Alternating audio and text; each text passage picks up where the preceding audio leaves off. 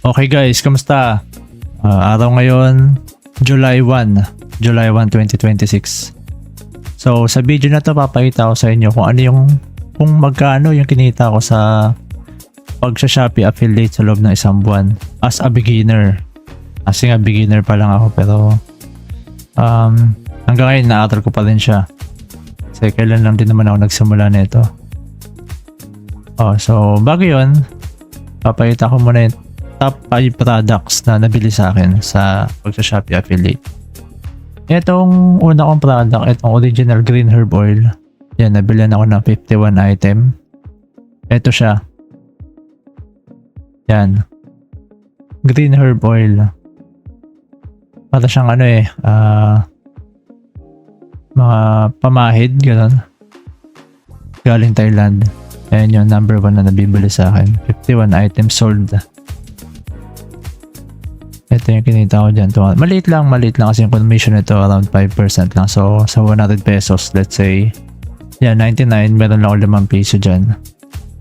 Then next, itong Petmara adult cat kitten dry food. So ayan siya.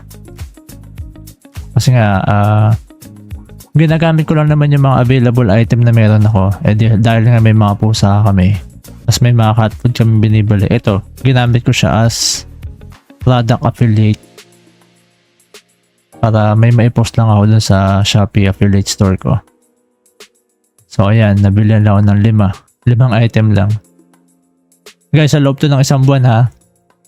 Then sa pangatlo kong item, itong Aura Share na desk fan. Ito siya, ayan siya. So nabilihan ako niya ng 3 piraso. Yan, ayan yung kinita ko dyan. Ano pa ba? Ano, maganda rin to guys pagka gusto nyo na may maliit yung electric fan sa PC nyo or kahit saan pwede. Yan, bili kayo nyan. Tapos yung pang-apat, itong inhaler din, inhaler siya. Ito, gawang Thailand din na inhaler. Ayan yung pang-apat na item ko. Pero ang nabili lang sa akin yan, 2 lang din naman eh. And yung pang-5 na sa top 5 products na nabili sa akin, itong cat litter. Itong Bentonite. Dahil nga may mga pusa kami, kasi ginagamit ko lang kung ano yung product na available na hawak ko para ma-videoan ko, para magawa ko ng voiceover.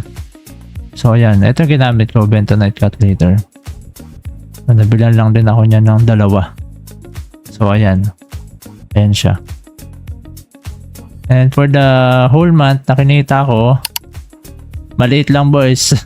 maliit lang mga boss.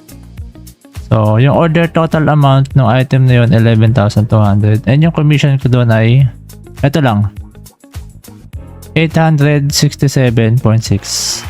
So ayan na yung kinita ko sa loob ng isang buwan as a beginner. So hopefully sana next month mas malaki. Naka-generate lang ako ng 581 clicks, 35 orders. Tapos wait, liitan ko lang yung item sold ko yan 77. Ang pinakamarami nga itong original green herb oil, 51 item. Kaso maliit lang yung commission. So yan, 77 items sold, and yung order amount 11,200. Again, estimated commission 867.6. Talagang yung Shopee pag-Shopee affiliate is ano lang siya. Siguro sa una ganito sana, kasi wala naman sigurong kumikita na malaki agad sa umpisa pa lang as a beginner. Tsaka kagaya ko, marami pa akong kailangan matutunan sa pag-affiliate kasi baguhan pa lang talaga ako. Ang dami ko pang hindi alam siguro.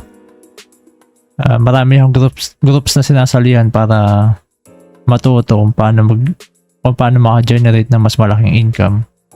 So ayun, hopefully next month, for the month of this July, ay mas malaki yung kikitain. Sa ngayon kasi talagang barya pa lang, wala pa 1,000, hindi pa ako naka 1,000. Pero guys, ang kagandahan naman dito, no, Hindi mo kailangan ng malaking puhunan. Hindi mo kailangan mag-invest ng malaki para makapagsimula. Actually, libre lang siya eh. Nasa sayo na lang kung bibili ka ng mga item na ipopromote mo para magawa mo ng video. Sa akin kasi ginamit ko lang kung ano yung available na meron ako. Kagaya nitong mga to. Ayan.